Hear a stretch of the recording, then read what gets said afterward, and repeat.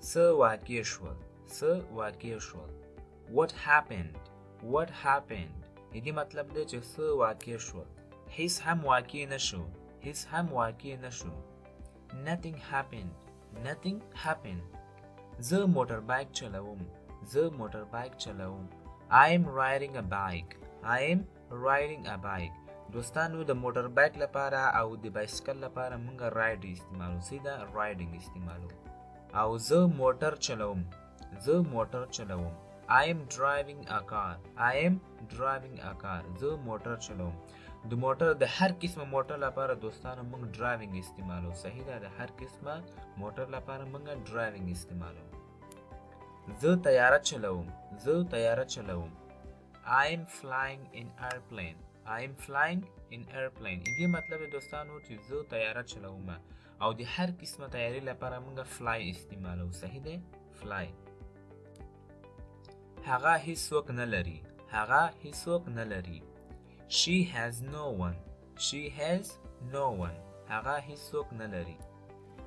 زه د فلمو کتل خوښوم I like watching films زه د کتابو لوستل خوښوم I like reading books ته زما دښمن یې You are my enemy دې مطلب دی چې ته زما دښمن یې ته چیرته کار کوې Where do you work دې مطلب دی چې ته چیرته کار کوې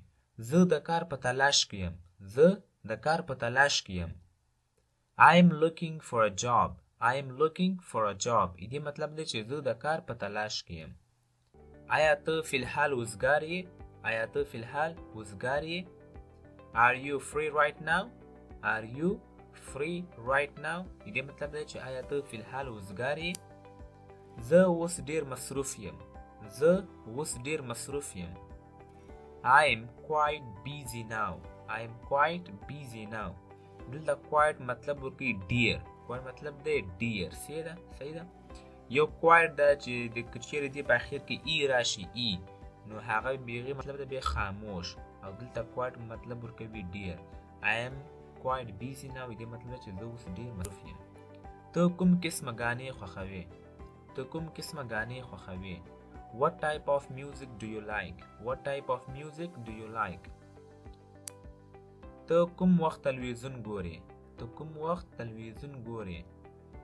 What time do you